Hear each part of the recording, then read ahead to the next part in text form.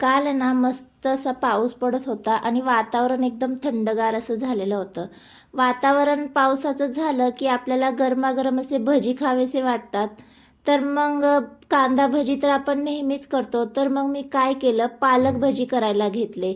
तर काय केलं, स्वच्छ असा पालक धुवून घेतला. त्याची पानंच मी घेतली, देठ फारशी घेतलेली नाही आहे.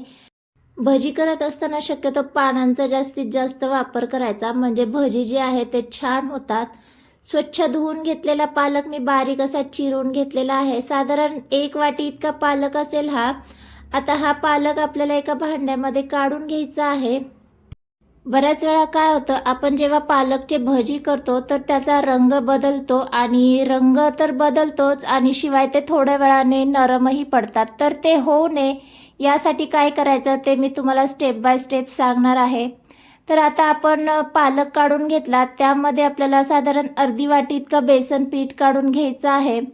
1 चमचा इतकं जिरे घालून घ्यायचे आहेत आणि यामध्ये 1 चमचा ओवा घेतलेला आहे. तो हातावर असा चोळून घ्यायचा आहे आणि तो देखील यामध्ये ॲड करून घ्यायचा आहे.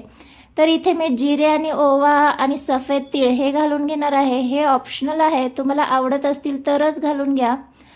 आता इथे मी अर्धा चमचा इतकी मिरचीची पेस्ट घालून घेणार आहे. भजीचा कलर चेंज होऊ नये यासाठी आपण यामध्ये मिरचीची पेस्ट घालून घेतलेली आहे.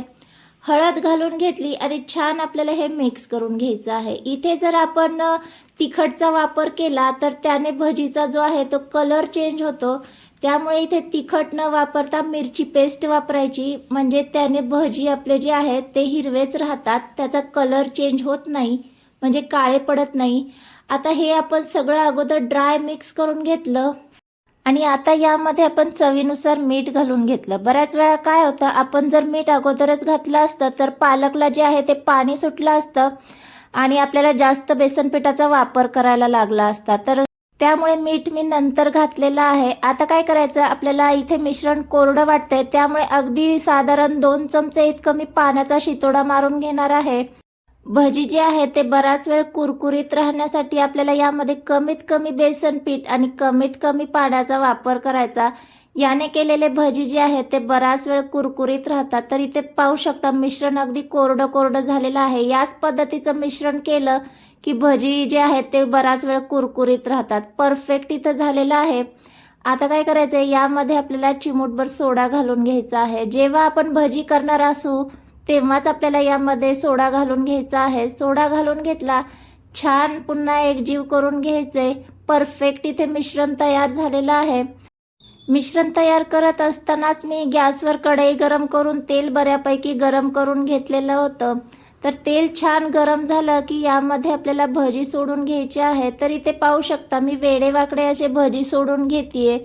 या पद्धतीने जेव्हा आपण वेडेवाकडे भजी सोडतो तर ते कुरकुरीत राहतात, नरम पडत नाही. तर इथे तेलामध्ये बसतील तेवढे आपल्याला भजी सोडून घ्यायचे आहेत आणि मीडियम गॅसवरच आपल्याला हे भजी तळून घ्यायचे आहेत. तर इथे तुमच्या लक्षात आलंच असेल, मी फक्त अर्धी वाटी बेसन पिठाचा इथे वापर केलेला आहे. तरी देखील हे भजी छान कुरकुरीत राहतात. तुम्हाला हवं तर 2 चमचे तांदळाचं पीठ देखील यामध्ये तुम्ही वापरू शकता. पण मला जर विचाराल तर अजिबात त्याची काही गरज पडत नाही. फक्त बेसन पिठाने देखील हे भजी छान कुरकुरीत राहतात. तर इथे आलटून पलटून छान असे क्रिस्प होईपर्यंत मी भजी तळून घेतलेले आहेत. तर इथे पाहू शकता अजिबात आपल्या भजींचा कलर जो आहे तो चेंज झालेला नाही आहे. इथे आपण कोणताही फूड कलर वापरलेला नाही आहे. तर इथे गरमागरम कुरकुरीत असे आपले पालक भजी तयार झालेले आहेत. हे भजी आपण गरमागरम असं चहासोबत सर्व करणार आहोत. तुम्हाला हवं तर जेवताना तोंडी लावण्यासाठी देखील तुम्ही हे भजी करू शकता. तर एकदा या पद्धतीने भजी करून पहा, अजिबात नरम पडणार नाही की याचा कलर चेंज होणार नाही. तर आजचा व्हिडिओ तुम्हाला कसा वाटला, व्हिडिओ तुम्हाला थोडासा जरी आवडला असेल तर प्लीज व्हिडिओला लाईक आणि चॅनलवर नवीन असाल तर चॅनलला मात्र नक्की सबस्क्राईब करा.